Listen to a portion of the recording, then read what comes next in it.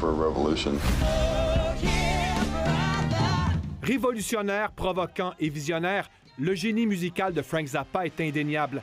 Le documentaire Zappa contient des archives inédites puisées à même les voûtes du regretté compositeur. Frank Zappa est né à Baltimore en 1940 et rapidement cet autodidacte s'est imposé sur la scène musicale des années 1960, s'attirant les éloges de David Bowie et des Rolling Stones.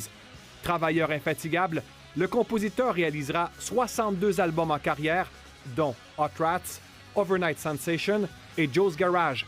Il enregistrera même avec le maestro Kent Nagano. Hi, I'm Alex Winter. Le réalisateur Alex Winter, un fan fini du musicien, avait la lourde tâche de faire des choix déchirants pour rendre justice à l'œuvre. Moi, j'ai vraiment aimé parce que c'est comme quelqu'un que j'ai connu dans les derniers milles, puis que j'ai connu dans ma tête aussi. Louise Le Cavalier a dansé en 1992 lors de la dernière présence sur scène de Frank Zappa. On la voit brièvement dans le documentaire, ce qui lui rappelle de précieux souvenirs. Il était quand même déjà très malade, puis ça se sentait. Ça lui donnait une espèce d'aura de Jésus-Christ presque. C'est quelqu'un qui t'offre jusqu'à la fin. Puis il sourit.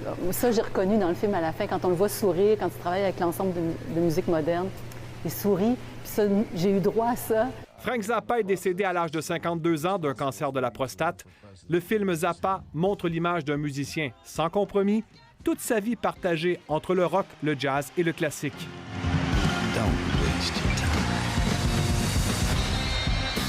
J'aime d'un amour inconditionnel Frank Zappa. Donc, je suis assez critique, minutieux envers tout ce qui touche Frank Zappa. Donc, le film m'a laissé un peu sur ma faim. J'aurais aimé plus d'images d'archives. Je trouve que parfois, on tourne les coins ronds.